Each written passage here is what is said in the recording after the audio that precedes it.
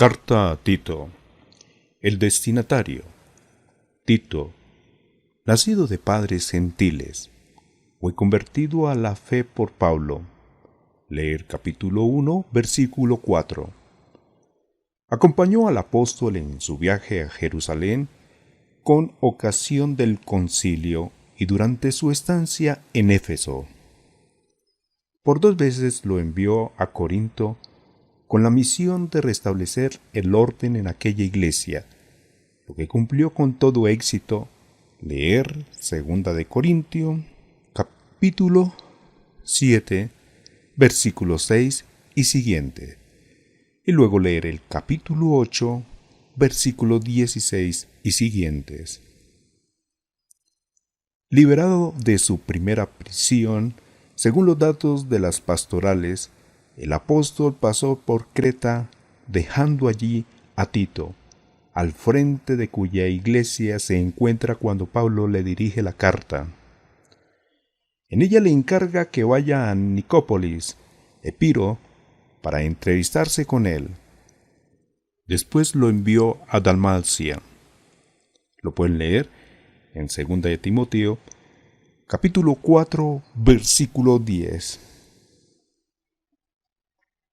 Ocasión y contenido son similares a los de 1 de Timoteo.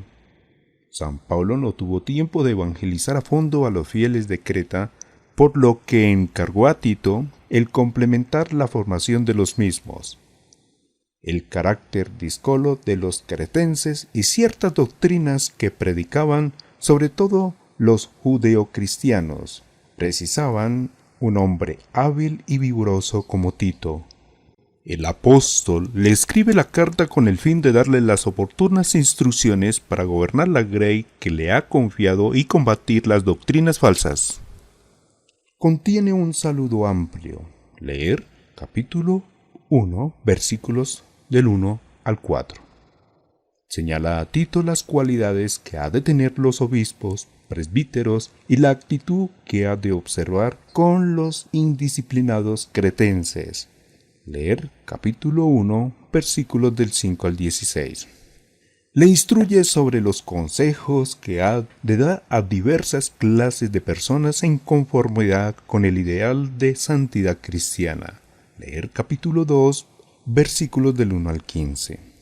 Le indica algunas virtudes que ha de recomendar a los fieles ante el amor que Dios nos ha tenido y la conducta que él ha de observar frente a las disputas necias. Leer capítulo 3, versículos del 1 al 11. Concluye la carta con encargos y los saludos de costumbre. Leer capítulo 3, versículos del 12 al 16. Antes de empezar por cada capítulo, vamos a dar una idea general de cada uno de ellos y luego lo leo, bajo la enseñanza de la doctrina de la Iglesia Católica. Idea general del capítulo 1. Versículos del 1 al 4 o los versículos del 1 a 3 presentan un resumen precioso de la teología de la salvación y el apostolado. La esperanza escatológica del versículo 2 es frecuentemente mencionada en las cartas pastorales juntamente con la fe y la caridad. Son las tres virtudes teologales que constituyen la base sólida y firme de toda vida cristiana. Consultar 1 de Timoteo, capítulo 1, versículo 5, 2 de Timoteo, capítulo 3, versículo 10, Tito, capítulo 2, versículo 2. En los versículos 5 y 9, en cuanto a los obispos presbíteros, consultar la nota a 1 de Timoteo, capítulo 3, versículos del 1 al 7. Una de las cualidades del candidato al sacerdocio ha de ser el conservar fielmente la doctrina recibida de los apóstoles y predicarla frente a las falsas doctrinas. La Iglesia es la depositaria de esa doctrina que sus ministros tienen que transmitir con toda fidelidad y sus exigencias. Es a su luz, no tergiversándola, como hay que responder a los problemas de todos los tiempos. Por lo demás, el ministro de la Iglesia solo puede presentarse como tal si transmite fielmente su doctrina. En los versículos 10-16, también en la carta a Tito, Pablo tiene que poner en guardia frente a los judaizantes, una vez se advierte lo difícil que resultaba a los judíos convertidos al cristianismo el abandonar las prescripciones de la ley mosaica. Pablo manifiesta que lo que hace buenas o malas las obras no son aquellas prescripciones ya caducas después de la venida de Cristo, que inaugura una nueva ley, sino las disposiciones buenas con que se realizan dentro del espíritu de ésta. Capítulo 1. Saludo. Pablo, siervo de Dios y apóstol de Jesucristo, para dar a los elegidos de Dios la fe y el conocimiento de la verdad de nuestra religión, basada en la esperanza de la vida eterna. Dios, que no puede mentir, prometió esa vida desde la eternidad, y ahora, a su debido tiempo, ha manifestado su palabra mediante la predicación que me ha sido confiada por disposición de Dios nuestro Salvador. A Tito, mi verdadero hijo en nuestra fe común, te deseo la gracia y la paz de Dios Padre y de Cristo Jesús, nuestro Salvador. Los obispos presbíteros. Te dejé en Creta con el fin de que pudieses en toda regla lo que faltaba que ordenar y constituyeses presbíteros por las ciudades, conforme a las instrucciones que te he dado, que el candidato sea irreprochable, casado una sola vez, que tenga hijos creyentes, a los que no se les pueda inculpar de libertinaje o indisciplina. Es necesario que el obispo sea irreprochable como administrador que es de la casa de Dios. No debe ser arrogante, ni colérico, ni borracho, ni amigo de peleas, ni de negocios sucios.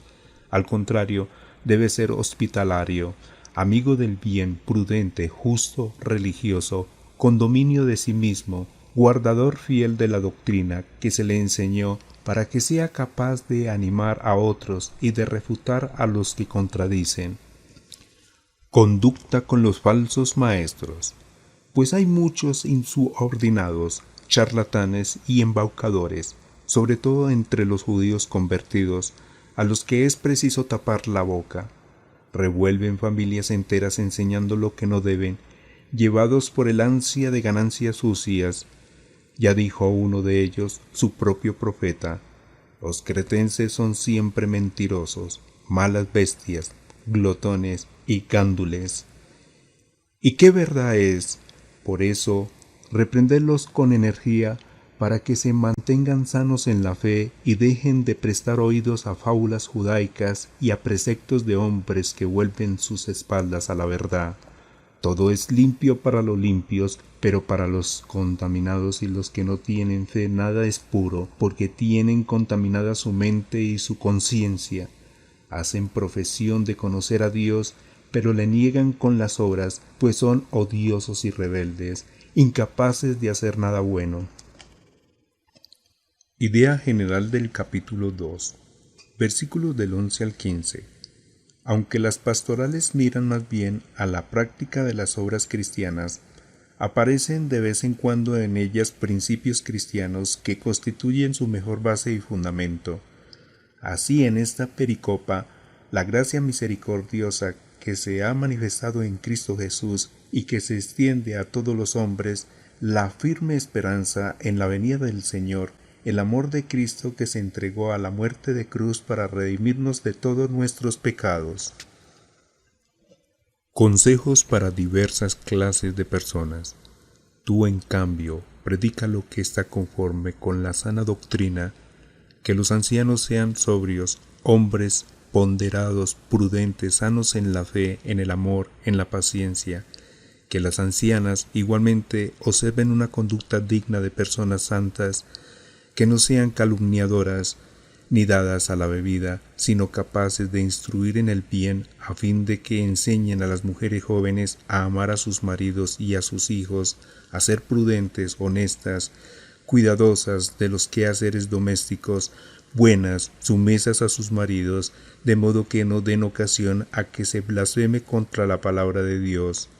A los jóvenes, de la misma manera, exhortalos a que sean prudentes en todo, presentándote como ejemplo de buenas obras, un hombre íntegro en la doctrina, de porte digno, de palabra sana, irreprochable, de modo que el adversario quede en vergüenza al no poder alegar contra nosotros nada malo.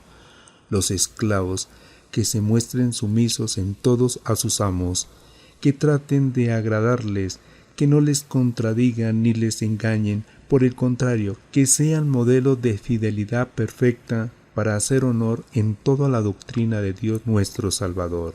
Fundamento dogmático de esta conducta, pues se ha manifestado la gracia de Dios, fuente de salvación para todos los hombres, enseñándonos a renunciar a la maldad y a los deseos mundanos y a llevar una vida sobria, justa y religiosa, mientras aguardamos el feliz cumplimiento de lo que se nos ha prometido y la manifestación gloriosa del gran Dios y Salvador nuestro Jesucristo, que se entregó a sí mismo por nosotros para redimirnos y hacer de nosotros un pueblo escogido, limpio de todo pecado y dispuesto a hacer siempre el bien. Esto es lo que tienes que enseñar, predicar y defender con toda autoridad, que nadie te haga de menos. Idea general del capítulo 3, versículos 4 al 7. Se afirma el carácter gratuito de la justificación, que se debe no a las buenas obras conforme con la ley natural y la recta razón que nosotros pudiéramos hacer, sino a la misericordia de Dios. Consultar Segunda de Timoteo, capítulo 1, versículo 9. El lavatorio de regeneración es el bautismo cuyos elementos enumera el agua, la acción del Espíritu Santo. Igualmente enumera sus efectos, la nueva regeneración, la comunicación del Espíritu Santo, la gracia santificante y la vida eterna. Capítulo 3. Obediencia y amor. Aconséjales que vivan sumisos a los gobernantes, a las autoridades, que les presten obediencia, que estén dispuestos a hacer siempre el bien, que no hablen mal de nadie, que sean pacíficos, comprensivos y sumamente amables con todo el mundo. Regenerados por Cristo. Nosotros también en otro tiempo fuimos unos locos, desobedientes, descarriados, esclavos de toda clase de concupiscencias y placeres, malos y envidiosos, odiados de todos y odiándonos mutuamente unos a otros.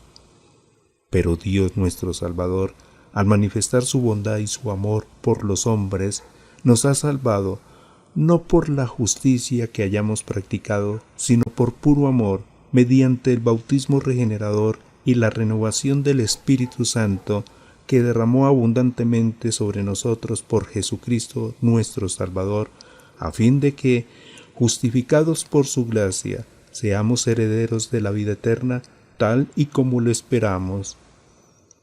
Obras buenas y doctrina sana frente al error.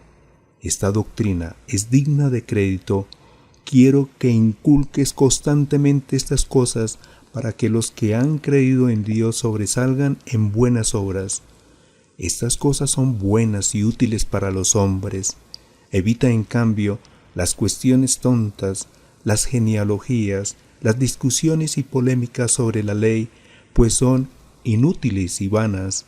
Al hombre que fomenta la división amonéstale una y otra vez, y si no te hace caso, apártate de él, pues está pervertido, y al perseverar en su pecado, se está condenando a sí mismo. Encargos y despedida. Voy a enviarte a Artemas o a Tíquico. En cuanto lleguen, vete a verme a Nicópolis, pues tengo decidido pasar allí el invierno. Preocúpate de que Zenas, el abogado, y Apolo tenga todo lo necesario para el viaje.